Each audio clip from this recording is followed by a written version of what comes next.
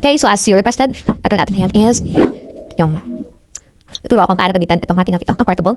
So, ano ba yung mga functions ng ating nakita? So, ito nga pala ang kanyang wire, pinapangsa pero sa kuryente. At kailangan natin itong adapter. Kasi ito. Pero kung yung sasaka din is, pwede naman sa ganito, okay lang. Pero kung wala ulit yun, kasi mga 45 lang yata. So, tadangin natin din yung, bago natin siyang sasaksakan. Tapos, ito yung foot pedal. Foot pedal na, foot pedal siya. Ito yung hapaan para gumana ang ating portable machine. Tapos, ano yung functions nito? Inablatan na kasi niya. Ano ba yung functions na meron itong portable machine natin? So, yan. So, dati ba yung kanyang pahi? Or pasada dito? Nakita po kahapon. Sigsab doon. So, para makita ninyo, sasaksak natin siya. So, ang saksakan is nasa ikon. Ito. Saksakan, connected sa variante. So, ito yan. So, abing lang niya is yung sa foot pedal. Okay. So, ito siya. Ay, on-off siya dyan. Naka-off. Yan. Yan yung in-off ko. Pwede kasi siyang anong tawag dyan? Automatic yung running ng kanyang needle. Okay. Ito yung magpakontrol kung kano pa taas yung takbo. Low at high. Kaya may H at L yan dyan. Low and high. High and low. Yung speed ng pagpapatakbo yan. Tapos, ito, mga structure pan dito sa bilid-bilid. Yun yung natin na magpapan eh. Sa didadaan, so ipapakita ko. So, yun sa likod, hirap. Hirap nito. Kasi mahirap ako nga. Pero ano pa lang siguro. Ano ba? Likod po na lang pala. Ayan. So, sa likod niyan, ito yung, ano tawag dito? Bobbin winder. So, ito yung bobbin. Ito yung, singulid. Diyan nilagay yung singulid. Ang balin, ganyan lang. Lock na yan. So, unti lang to. Ang na yan. Yan, so, ilalap naman ito.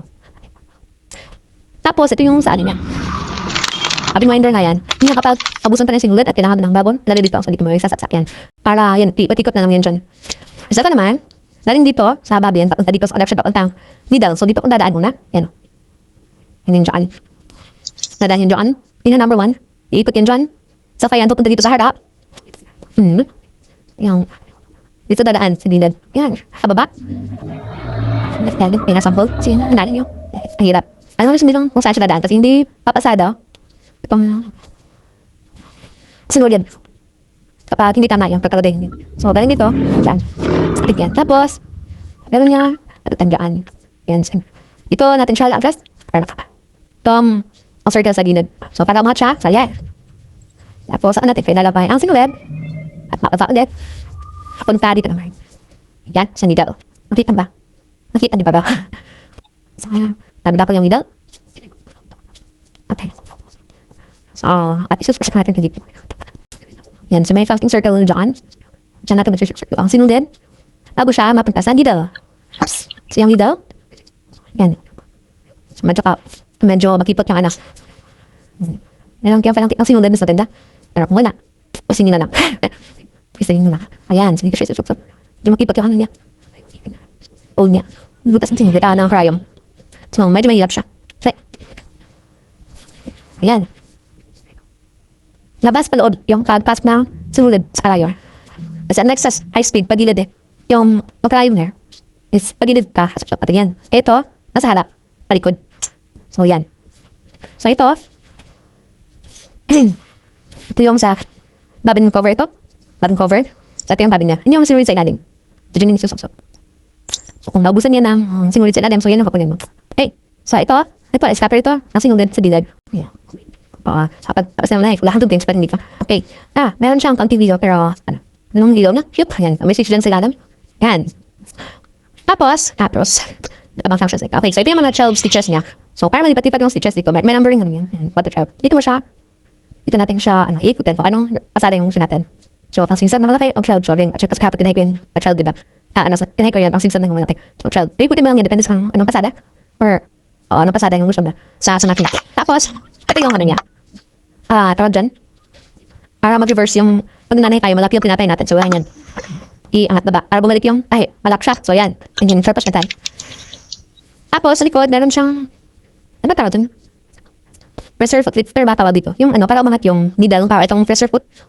Kapag kinukuha mo yung tinatay mo. So, inipit yan dito sa pressure foot, diba? Para dumaan ito kasada. So, gusto niyo po yung tinatay mo. So, yan. Ito yung pressure foot lifter. Tawag dito. So, inilift niya, or iangat niya, para makuha natin tinatay natin. So, ayan.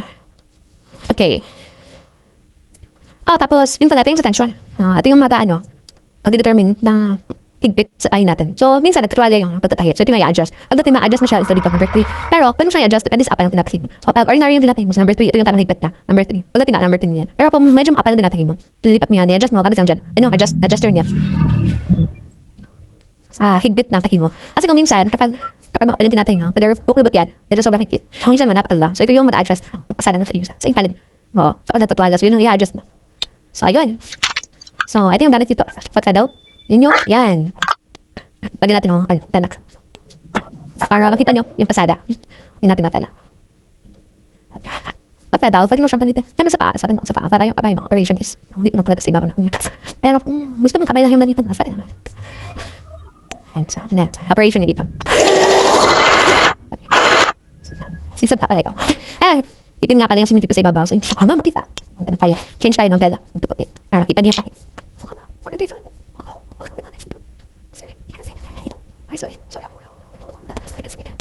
Yan. Natin sa tinak siya. Nakatingin. Bakit na? Ha? Hindi na pala. Ang ganda ng pagiging. Ha? Pwede naman. Automatic na pasada.